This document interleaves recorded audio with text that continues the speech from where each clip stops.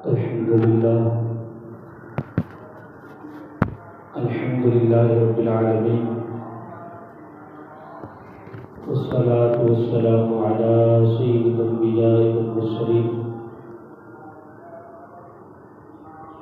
أما بعد فأعوذ بالله من الشيطان الرجيم. بسم الله الرحمن الرحيم.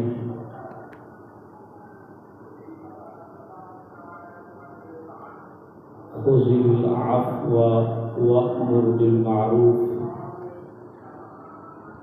وانه عن المنكر. صدق الله العظيم. إن الله وملائكته يصلون على النبي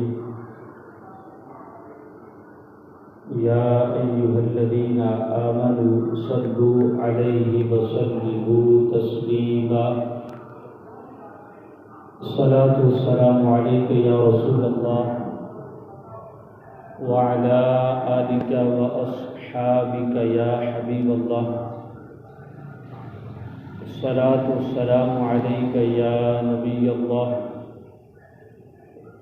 وعلى آلك وأصحابك يا خاتم النبيين. مولاي صل وسلم دائما أبدا على حبيبك خير الخلق كلهم منزه عن شريك في محاسنه فجوهر الحسن فيه غير منقسم. مولاي صل وسلم دائما أبدا على حبيبك خير الخلق كلهم. حضور اکرم نور مجسم شفیع معظم صلی اللہ تعالی علیہ وآلہ وسلم ارشاد فرمایا، جو مجھ پر کثرت سے درود پاک پڑھتا ہے کل قیامت کے دن وہ سب سے زیادہ میرے قریب ہوگا. اب فقہائے کرام نے لکھا ہے کہ کثرت سے مراد کیا ہے؟ فرمایا جو روزانہ 313 مرتبہ درود پاک پڑھتا ہے یہ کثرت میں شمار ہوتا ہے. دعا ہے کہ اللہ تعالی ہم سب کو حضور اکرم صلی اللہ تعالی علیہ وآلہ وسلم کی ذات پر کثرت سے درود پاک پڑھتے رہنے کی توفیق عطا فرمائے. مل کے درود پاک پڑھ لیں. صلی اللہ علیہ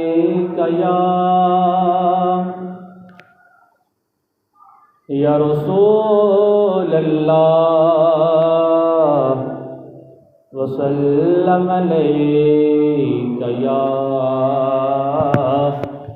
حبیب اللہ. مل کے پڑھ لیں. صلی اللہ علیہ یا رسول اللہ وسلم علیک یا حبیب اللہ.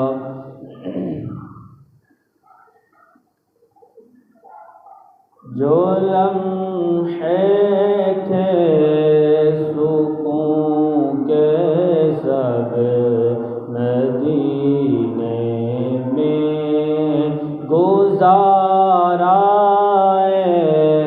جو لمحے تھے سکون کے سب مدینے میں گزارا، جو لمحے تھے سکون کے سب مدینے میں گزارا، جو لمحے تھے سکون کے سب مدینے میں گزارا،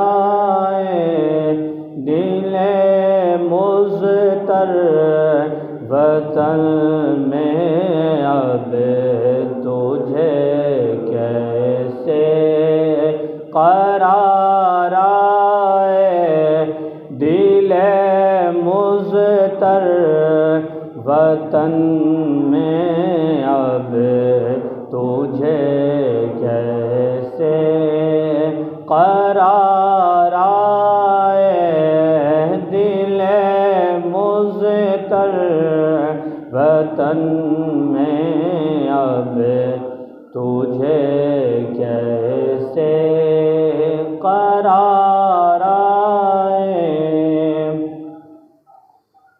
وہ بستی اہل دل کی اور دیوانوں کی بستی ہے، وہ بستی اہل دل کی اور دیوانوں کی بستی ہے، گئے جتنے خرد نازاں وہ دامن تار تار آئے، گئے جتنے خرد نازاں وہ دامن تار تار آئے، جو لمحے تھے سکون کے سب مدینے میں گزار آئے، جب ہو آستاں پر ہاتھ میں روزے کی جالی ہو، جب ہو آستاں پر ہاتھ میں روزے کی جالی ہو، یہ لمحے زندگی میں خدا پھر بار بار آئے،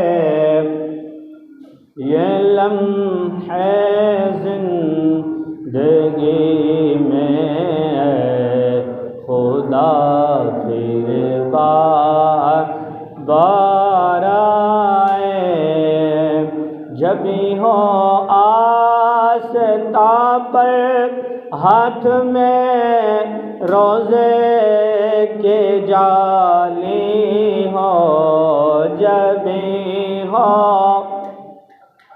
آستاں پر ہاتھ میں روزے کے جالی ہو،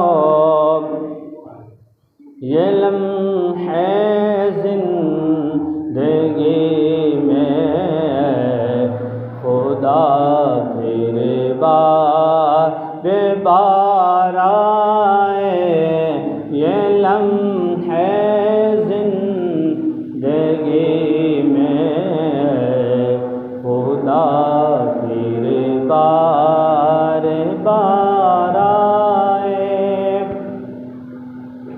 خزاں کو حکم ہے داخل نہ ہو طیبہ کی گلیوں میں، خزاں کو حکم ہے داخل نہ ہو طیبہ کی گلیوں میں، اجازت ہے نسیم آئے صبا آئے بہار آئے، اجازت ہے نسیم آئے صبا آئے بہار آئے،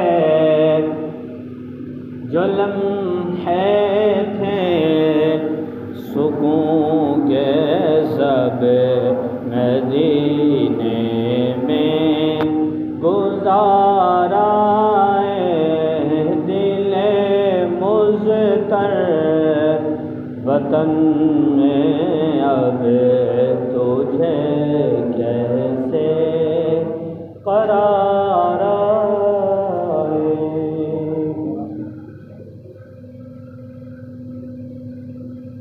حضور اکرم نور مجسم شفیع معظم صلی اللہ تعالی علیہ وآلہ وسلم کی بارگاہ میں ایک شخص نے عرض کی، یا رسول اللہ صلی اللہ تعالی علیہ وآلہ وسلم،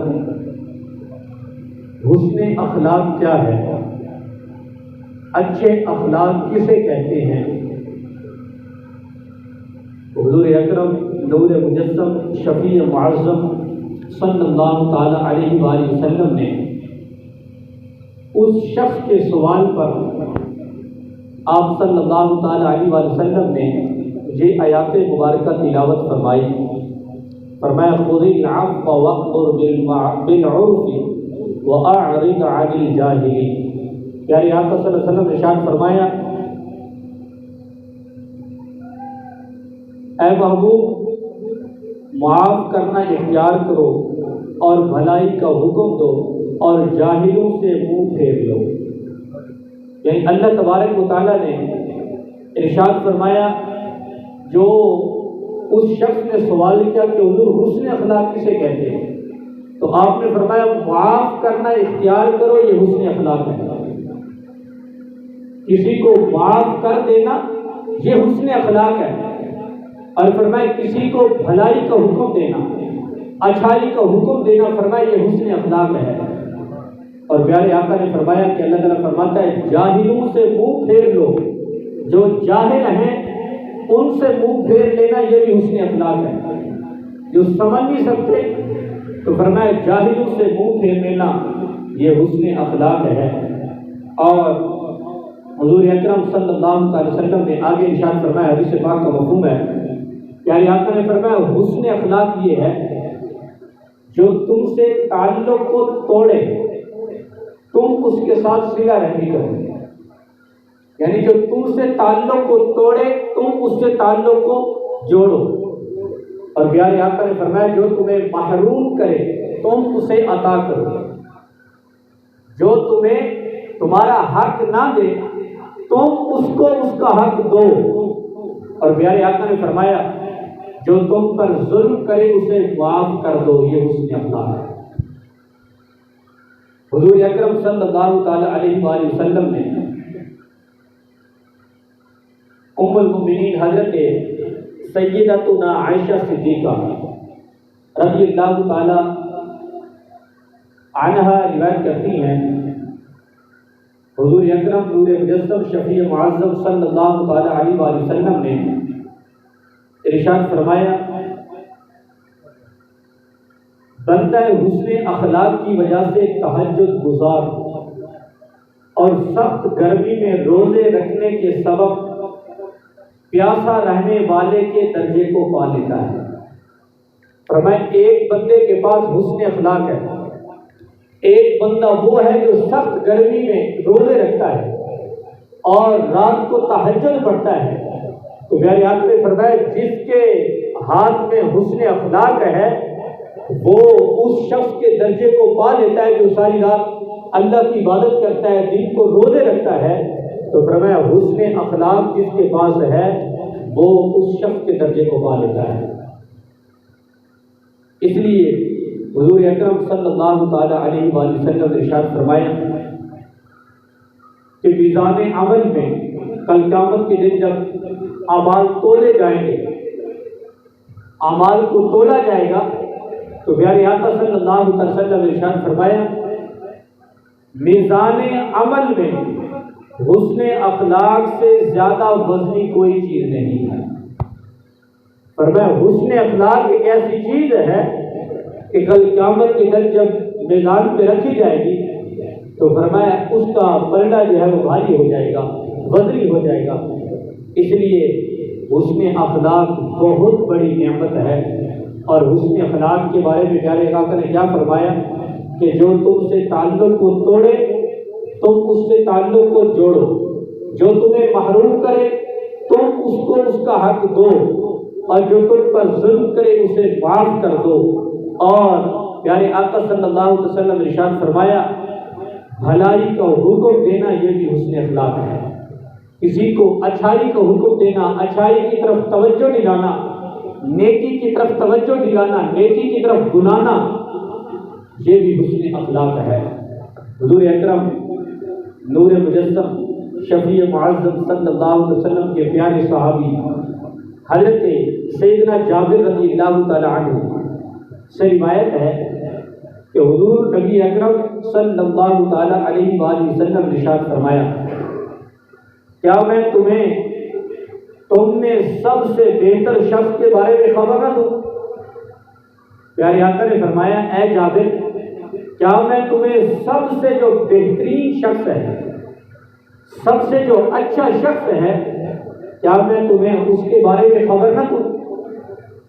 حضرت جابر رضی اللہ تعالیٰ نے عرض کیا رسول اللہ صلی اللہ علیہ وسلم آپ بتائیں کہ سب سے اچھا شخص، بہترین شخص کون ہے؟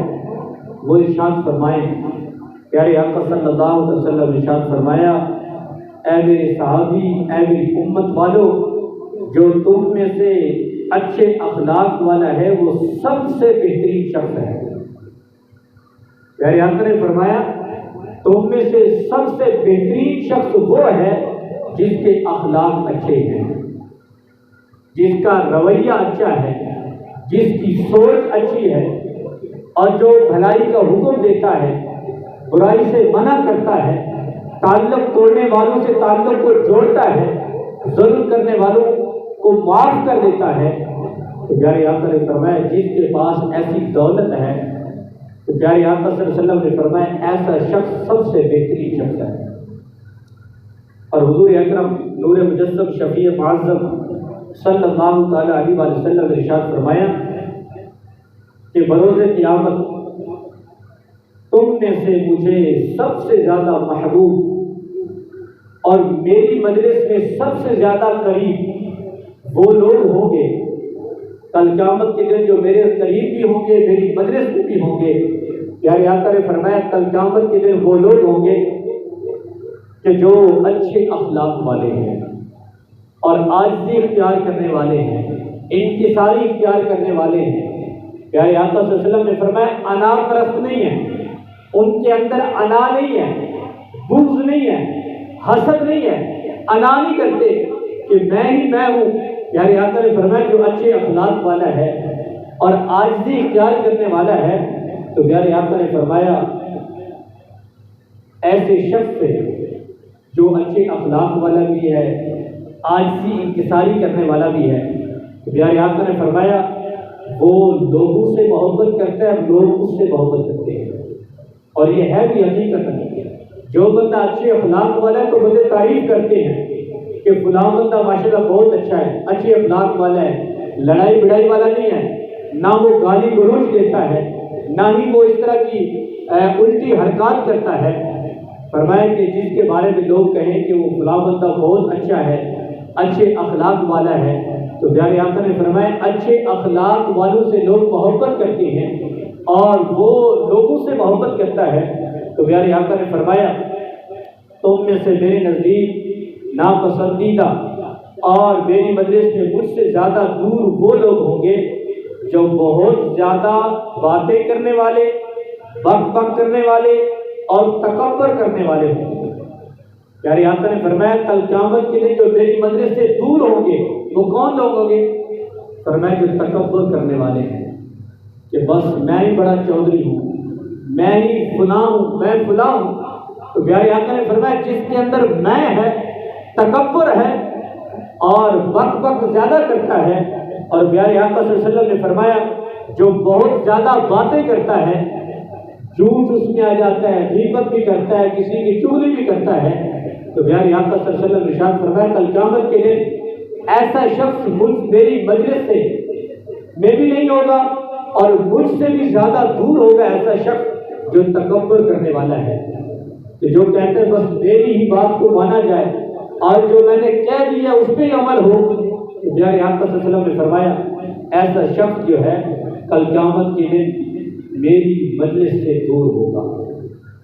تو ان احادیث مبارکہ سے معلوم ہوتا ہے کہ ہمیں اچھے اخلاق اپنانے چاہیے، ہمیں ایسا اپنا کردار بنانا چاہیے کہ لوگ ہمیں برا بھلا نہ کہیں۔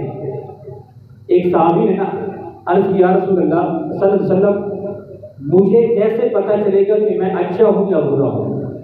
یہ ہم سب کے لیے ایک نصیحت ہے، ہم سب کے لیے ایک پرکھ ہے۔ یعنی آقا سے ایک صحابی عرض کیا رسول اللہ صلی اللہ تعالیٰ علیہ وسلم مجھے کیسے پتہ چلے گا کہ میں اچھا ہوں یا برا ہوں؟ تو پیارے آقا صلی اللہ علیہ وسلم نے بہترین بات ارشاد فرمائی اگر تم اپنے پڑوسیوں سے یہ سنو کہ تم اچھے ہو تو سمجھ لینا کہ تم اچھے ہو۔ اگر تمہارے پڑوسی یہ کہیں، پڑوسی تم سے تنگ ہو، پڑوسی تم سے پریشان ہو، اور پڑوسیوں سے بجائے اس کی تعریف سننے کے برائی سنے، تو سمجھ لے کہ تو برا ہے۔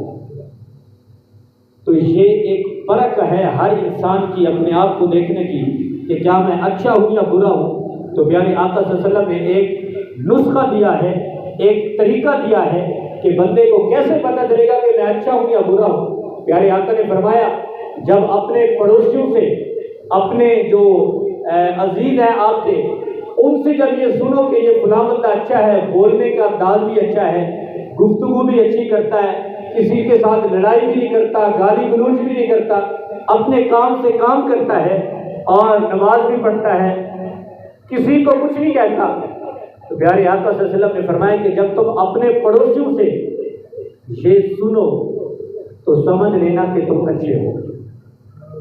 اگر تم اس کے برعکس الٹا سنو کہ لوگ تمہارے پڑوسی تم سے تنگ ہوں، محلے والے تم سے پریشان ہوں، محلے والے تم سے یہ بات کرنے سے ڈرتے ہوں کہ آگے سے 4 گالیاں نکال دے گا، تو پیارے آقا صلی اللہ علیہ وسلم نے ارشاد فرمایا پھر سمجھ لو کہ تم برے ہو، تم اچھے نہیں۔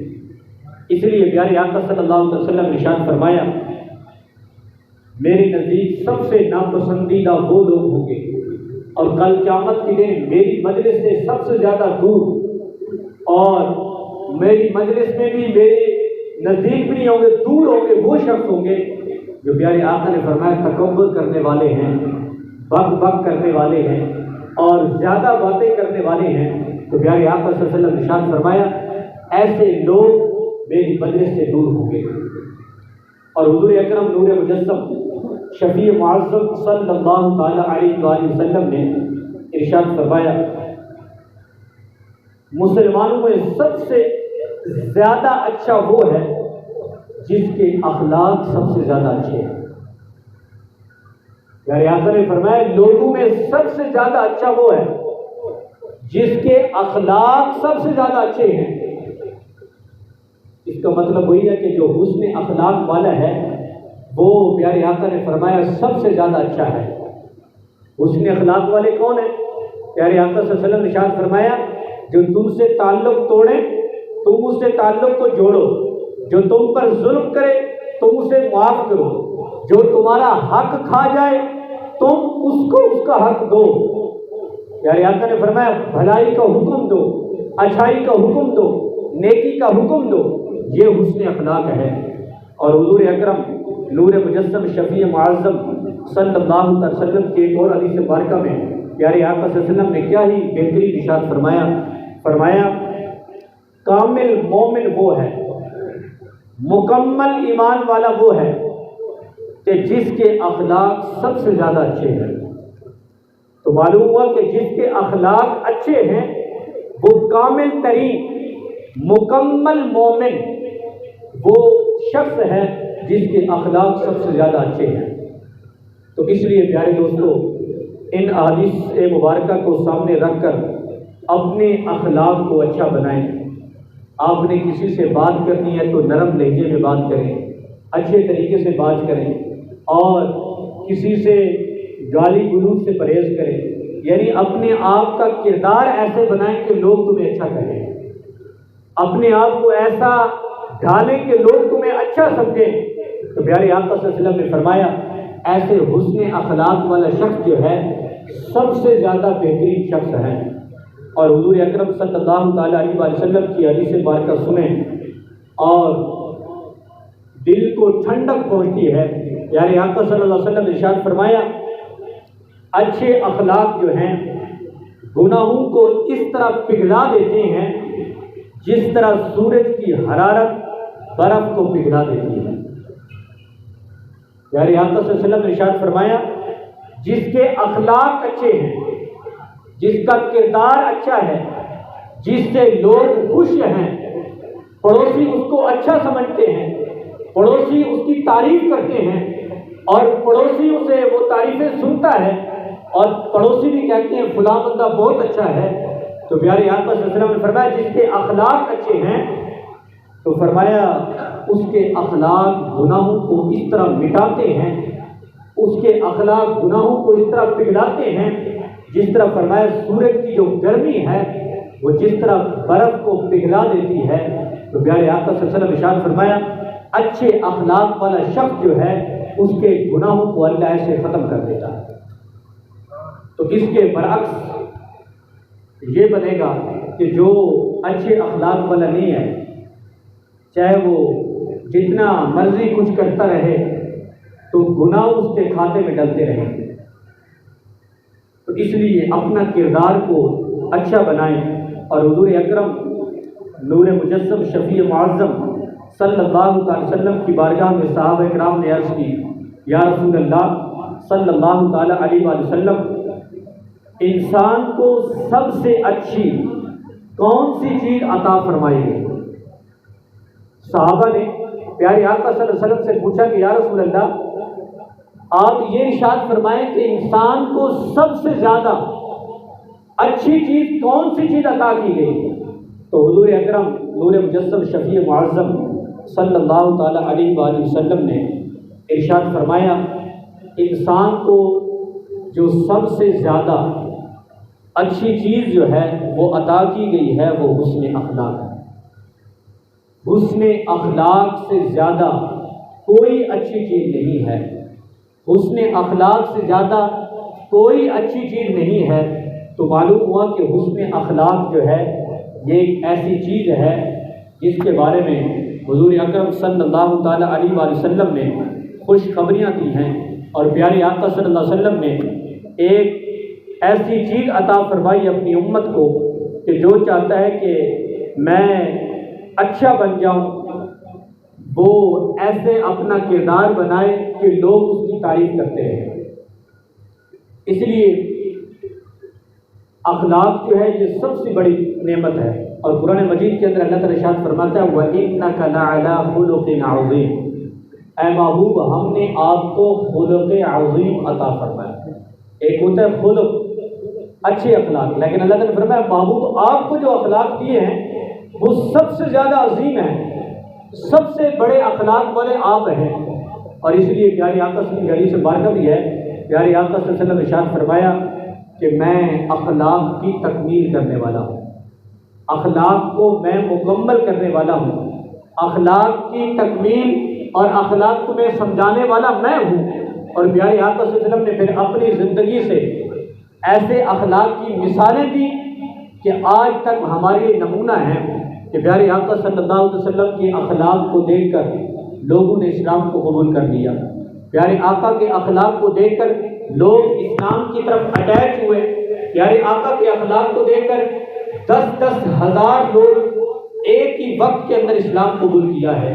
اور پیارے آقا صلی اللہ علیہ وسلم نے اپنے اخلاق سے اپنی امت کو بھی یہ نصیحت کی ہے کہ اپنے اخلاق ایسے اچھے کرو گے کہ لوگ تمہارے قریب آئیں، اپنا کردار ایسا بناؤ کہ لوگ تمہارے قریب آئیں، نہ کہ بد اخلاق بنو کہ لوگ تم سے دور رہیں۔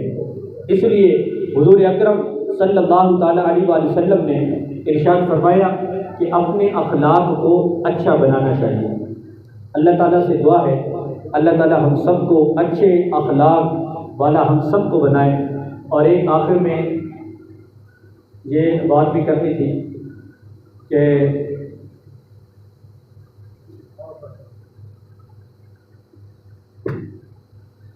یہ اس لیے آپ سے کر رہے ہیں کیونکہ ہو سکتا ہے باہر کوئی اس کو اچھا نہ سمجھے. وہ یہ ہے کہ یہ ہو سکتا ہے یہ میرا آخری جمعۃ المبارک ہے اس مسجد میں، کہ اس کے بعد پھر میں نہ پڑھاؤں یہاں پہ، جس طرح اللہ کو منظور ہے. اس کا بیک گراؤنڈ بھی آپ کے سامنے رکھنا ضروری ہے کہ کیوں میں نہیں پڑھا یا کیوں ادھر نہیں ہوں گا میں. اس کی وجہ یہ ہے کہ آپ ماشاءاللہ سارے ملازم ہیں، امید ہے سارے کہیں نہ کہیں کام کرتے ہیں، تو وہاں پہ آپ کو عید سے پہلے تنخواہیں مل گئی ہوں اگر کوئی ملازم ہیں تو، جو چاہے مالی ہیں چاہے دوسرے ہیں. تو میں نے بھی آج سے 2 مہینے پہلے جو ہماری انتظامیہ ہے مسجد کی، ان کو میں نے کہا تھا کہ میں نے عید پہ آپ سے 2 مہینوں کی تنخواہ لینی ہے، اور اس وقت انہوں نے بھی کہا تھا کہ ٹھیک ہے بھی آپ لے لینا. اب عید کے بعد کل والے دن میں نے کہا کہ مجھے تنخواہ چاہیے، کیونکہ میں نے پہلے بھی کہا تھا.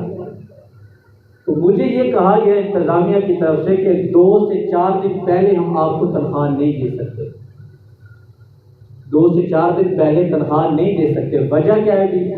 وجہ یہ ہے کیونکہ ہم گرائی اکٹھی کرتے ہیں، وہ اکٹھی نہیں ہوئی.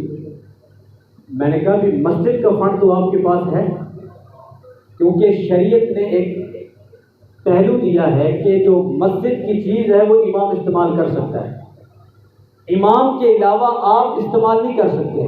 چاہے وہ مسجد کا بیگ ہو، چاہے وہ مسجد کی پوڑی ہو، چاہے وہ مسجد کی دیگر چیزیں ہوں، آپ استعمال نہیں کر سکتے. آپ کریں گے تو گناہ گار ہیں، لیکن امام استعمال کرے تو شریعت نے اجازت دی ہے. اس لیے کہ مسجد کا ایک جز ہے امام جو مسجد کو چلانے والا ہے، تو اس لیے مسجد کا فنڈ ہو وہ استعمال ہو سکتا ہے.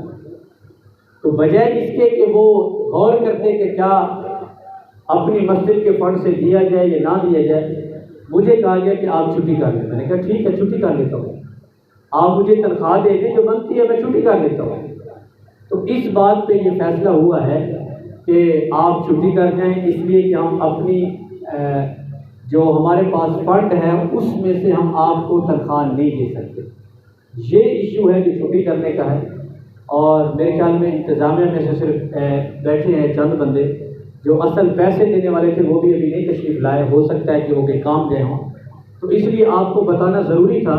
اگر آپ یہ سمجھتے ہیں کہ انتظامیہ کا فیصلہ درست ہے تو پھر تو ٹھیک ہے. اگر آپ چاہتے ہیں کہ انتظامیہ میں سے ایک بندہ ہی صرف فیصلے کرتا رہے کس کو امام رکھنا ہے کس کو امام نہیں رکھنا، یہ آپ خود سوچیں. یا تو اس سے پھر بہتر ہے جو ایک امام صاحب ہیں، آلریڈی یہاں پہ 2 امام ہیں، تو پھر ایک کو ہی دے دیں نظام، وہ چلاتا رہے تاکہ آپ کے یہاں مسائل بھی نہ ہوں جو آتے ہیں. اگر اس چیز پہ آپ غور کریں تو نبی اکرم صلی اللہ تعالیٰ علیہ وآلہ وسلم کہ یہ ارشاد بھی ہے کہ پیارے آقا صلی اللہ علیہ وسلم نے ارشاد فرمایا کہ کل قیامت کے دن اللہ کے عرش کے سائے کے نیچے کچھ لوگ ہوں گے، ان میں سے ایک وہ ہوگا کہ پیارے آقا نے فرمایا جو کسی مسلمان کی تکلیف کو دور کر دے، مسلمان کی پریشانی کو دور کر دے. تو یہ میں نے 2 مہینے پہلے کہا ہوا اور پہلے بھی وہ ایگری تھے ٹھیک ہے، لیکن عین وقت پہ کہیں کہ بھئی آپ جو ہے وہ چلے جائیں چھٹی کر لیں، تو میں نے کہا ٹھیک ہے لیکن پیسے تو دیں. اور آگے سے جواب کیا ہے؟ پہلے آپ اپنا سامان اٹھائیں پھر ہم آپ کو پیسے دیں. یہ غور فرمائیں سب لوگ، پہلے آپ اپنا سامان اٹھائیں جو ادھر مسجد میں کمرے میں رکھا ہوا ہے، پھر ہم آپ کو تنخواہ دیں گے. تو میں نے کہا اس طرح بھی کر لیتے ہیں، لیکن اصول یہ ہوتا ہے کہ 1 مہینہ پہلے کہا جاتا ہے کہ بھی آپ چھٹی کر دیں، ہمارے مسائل ہیں، تنخواہ اکٹھی نہیں ہوتی لہٰذا مجبور ہے ہم، تو پھر بندے کو سمجھ آتی ہے. لیکن میں نے بعد میں سوچتا رہا کہ یار کیسے سوچ والے ہیں کہ جو امام 2.5 سے 3 سال ایک جگہ پہ رہے اور پھر آخر میں یہ کہا جائے کہ آپ سامان اٹھائیں گے تو پیسے ملیں گے. اس بات پہ غور و فکر کریں. اور یہ فیصلہ صرف ایک بندہ کر رہا ہے، یہ انتظامیہ میں سے صرف ایک بندہ فیصلہ کر رہا ہے کہ آپ سامان اٹھائیں گے تو پیسے ملیں گے. اور میں نے کہا کہ پیسے کہاں سے دو گے جو ابھی دو گے؟ تو کہتے ہیں فنڈ سے دوں گا. میں نے کہا جب میں نے پہلے کہا ہے کہ آپ فنڈ میں سے دے سکتے ہیں تو کیوں نہیں دیا گیا؟ یہ ایک سمجھنے کی بات ہے کہ جب میں نے پہلے مسئلہ سمجھایا ہے کہ آپ فنڈ میں سے پیسے دے سکتے ہیں تو پھر اس وقت کیوں نہیں دیے گئے؟ میں نے اور دوسری انتظامیہ کو میں نے 4 دن پہلے کہہ دیا تھا، ہفتہ پہلے میں نے کہا ایک بندے کی نیت ہے کہ مجھے چھٹی کرانے کی، آپ دیکھ لیں اگر متفق ہیں تو کوئی مسئلہ نہیں۔ 4 دن کے بعد آج وہی فیصلہ ہوا ہے ان کے سامنے کہ اس بندے نے کہا کہ ڈاکٹر صاحب کی چھٹی کرا دیں۔ تو اس میں یہ نہیں کہہ رہا کہ میں چلا جاؤں گا تو میری رزق بند ہو جائے گا۔ آپ کو بتانے کا مقصد صرف یہ ہے کہ کوئی امام آتا ہے جاتا ہے تو مشورے سے کسی کو رکھا جائے، مشورے سے کسی کی چھٹی کروائی جائے، شرعی عذر ہو تو پھر چھٹی کروائی جائے۔ ایسا ایک بندہ رکھے ایک بندہ چھٹی کرا دے تو اس سے مسجد کے جو نظام ہے وہ خراب ہوتے ہیں۔ آج میں ادھر سے جاؤں گا تو الحمدللہ مجھے اور جگہ مل جائے گی، مسجدیں ملتی ہیں، امامت ملتی ہے، اور یہ بھی اللہ کا لاکھ شکر ہے کہ میں دعوت اسلامی میں پڑھا رہا ہوں، آپ کو بھی پتہ ہے جس طرح اتنا اللہ کا کرم ہے کہ اتنا ملتا ہے کہ اس سے بندے کو پریشانی نہیں ہے، الحمدللہ اللہ کا بڑا فضل ہے۔ تو اس لیے یہ آپ کو بتانا باتیں ضروری تھیں۔ آج میں نے گھر بھی جانا ہے، تو اگر آپ انتظامیہ سے بیٹھ کے بات کریں اور فیصلہ جو بھی ہو تو اگلے جمعہ میں آ سکتا ہوں، یہ فیصلہ ہوا، نہیں تو ایک بندے کی طرف سے یہ فیصلہ آ چکا ہے کہ آپ نے چھٹی کرنی ہے، آپ پیسے لے لیں۔ تو اس لیے آپ سے بتانا ضروری تھا۔ اگر میری طرف سے کسی کا دل آزاری ہوئی ہو، بعد میں بعض اوقات بندہ کسی کی غیبت بھی کر دیتا ہے، کسی کے بارے میں پتہ نہیں کیا کیا باتیں کر دیتا ہے، تو میں اپنی طرف سے معذرت خواہ ہوں تمام سے، انتظامیہ سے بھی، آپ سے بھی، کہ اللہ تعالیٰ میری ان تمام غلطیوں کو معاف فرمائے، اور تمہاری طرف سے بھی کوئی پریشانی آتی ہے تو میں تمہاری طرف سے بھی آپ کو معاف کرتا ہوں۔ اللہ تعالیٰ ہم سب کو آخرت کی تیاری کرنے کی توفیق عطا فرمائے۔ وما علینا الا البلاغ۔